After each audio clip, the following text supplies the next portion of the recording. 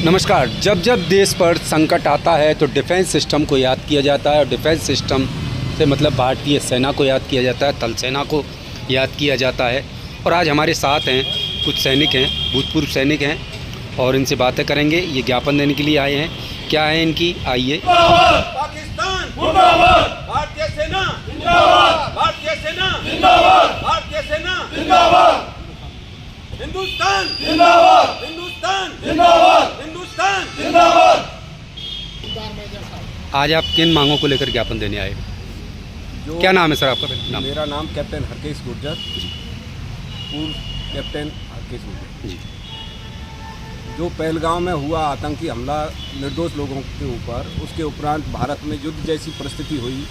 आज उस स्थिति के उपरांत में पूरे करौली जिले के पूर्व सैनिक संगठन इकट्ठा होकर पूरे देश को आश्वस्त करना चाहता है कि हम इस युद्ध जैसी स्थिति में भारत सरकार और सेना के साथ खड़े हैं और फिर से हम पाकिस्तान को करारा जवाब देने के लिए तैयार हैं। किसी भी मोर्चे पर ये सैनिक संगठन पाकिस्तान को हर क्षेत्र में युद्ध की स्थिति हो या प्रशासनिक सेवा के दौरान हम सेना के साथ खड़े हुआ। हाँ जी, क्या नाम है सर? कैप्टन मराराम साहब, जो देश में अभी ये युद्ध की स्थिति बनी हुई है उसका हम ज्ञापन देने के लिए आए हैं कि हमारे जितना भी भूतपूर्व सैनिक गौरव सेनानी जो संगठन हमने बना रखा है वो देश के साथ है और भारतीय सेना के साथ है। क्या हमें युद्ध करना पड़े या सैनिकों के साथ जो भी प्रशासनिक सेवाएं वो देने के लिए हम तत्पर खड़े हैं। सर पहले तो ये बताइए, क्या नाम है सर आपका? मैं सूबेदार मेजर नरेश सिंह। नरेश सिंह जी, एक क्वेश्चन मेरे दिमाग में आ रहा है कि भारतीय सेना ने एयर स्ट्राइक करी पहलगाम हमले के बाद में। सबसे पहले आपकी क्या प्रतिक्रिया थी, क्या सोचती आप? देखिए, हम बहुत दिन से इंतजार करते हैं। जिस दिन से ये घटना घटी थी उसी दिन से हम सरकार से अपेक्षा रख रहे थे। हम नहीं, सारा देश ये अपेक्षा रख रहा था कि इनको करारा जवाब दिया जाए। और हमारी भारतीय सेना ने अपना प्लानिंग करके हमारे पास आज जो संसाधन है उनका उपयोग करते हुए ऐसा करारा जवाब दिया है कि पूरा देश इस बात से खुश है कि जो है भारत सरकार ने ऐसा स्टेप लिया। और सेना को तो खैर अब मैं खुद सैनिक हूँ, इसलिए उसकी वाई करना मेरा फर्ज नहीं बनता है। किस पद से आप रिटायर हुए? मैं सूबेदार मेजर के पद से। तो मैं जानता हूँ कि फौज में क्या क्या होता है। हम जब तक प्लानिंग करके नहीं काम करते हैं, लोग कहते हैं आज ही कर दो, आज ही नहीं होता है। हर एक चीज़ का एक समय होता है, उपयुक्त समय होता है। उपयुक्त समय पे हमने सबको जवाब दे दिया। वर्ल्ड आज हमारी सराहना कर रहा है। हाँ, हमने किसी नागरिक को नहीं मारा, किसी आम जनता को नुकसान नहीं पहुंचाया। जो टेररिस्ट थे, हमें किसी धर्म विशेष से भी मतलब नहीं था, हमें आतंकवादियों से मतलब था। अब वो एक धर्म विशेष के हैं, वो बात अलग है। हमें किसी धर्म विशेष से बुराई नहीं थी, आतंकवाद था। हमने कोशिश की कि आतंकवाद को हम ख़त्म करें। उनके कैंप ख़त्म कर दिए हैं, कुछ लोग मारे गए हैं उनके, जो लोग उनको सपोर्ट कर रहे थे, जो वहाँ थे, वो भी मारे गए हैं। और आगे भी अगर ज़रूरत पड़ेगी तो हम यही कार्रवाई करेंगे। भारतीय सेना और भारत सरकार दोनों आज जो है साधुवाद के पात्र हैं। आपको लगता है अभी और बाकी करने चाहिए और हमले अभी?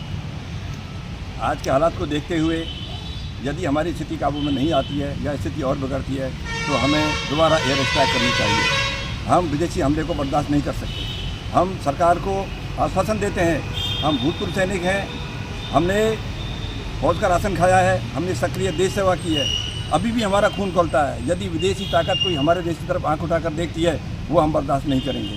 हम हमेशा सरकार के साथ हैं। जब भी हमारी आवश्यकता पड़े हम सरकार को रात दिन तैयार हैं और जो भी विदेशी ताकत है उसका मुंहतोड़ जवाब देंगे। नाम है सर आपका? मैं कैप्टन घनश्याम खटाना, भूतपूर्व सैनिक जो संगठन है हिंडौन सिटी गौरव सेनानी टीम, उसमें उसका एक सक्रिय कार्यकर्ता हूँ। सेना में किस पद पर थे आप? मैं ऑनर कैप्टन से रिटायर हुआ हूँ। और हमारी जो पूरी टीम, हमारे जो पूरे जितने भी सैनिक हैं, वो जो पाकिस्तान की जो कार्रवाई हुई है उसके लिए मुंह तोड़ जवाब देने के लिए हम अभी भी तैयार हैं। जब भी हमको हमारा सरकार, चाहे स्टेट गवर्नमेंट हो चाहे भारत सरकार हो, जो आदेश देगी उसका आदेश का पालन करने के लिए हम एट ए टाइम तैयार हैं। एट ए टाइम तैयार हो आप? हाँ जी, क्या नाम है सर आपका? मेरा नाम सूबेदार मेजर हर्षद सिंह। तो मेजर साहब, आप जब रिटायर हुए और अब और तब की सेना में कितना अंतर देखते हैं? देखिए सर, जब मैं रिटायरमेंट हुआ था उस टाइम भी इतना जोश था, आज की सेना हमसे और भी ज़्यादा जोश में है। और मैं चाहता हूँ एक फौजी की तरह लगने चाहिए बोल रहे हो। हाँ हाँ बिल्कुल, मैं ये चाहता हूँ कि मतलब आज भी जो जोश हमारे अंदर वही जोश है जो पहले था।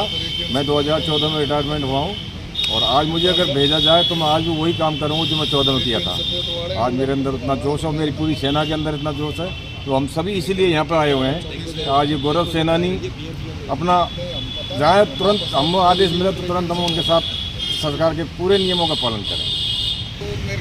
क्या नाम है सर? मैं हवलदार जनक सिंह श्री राजपूत।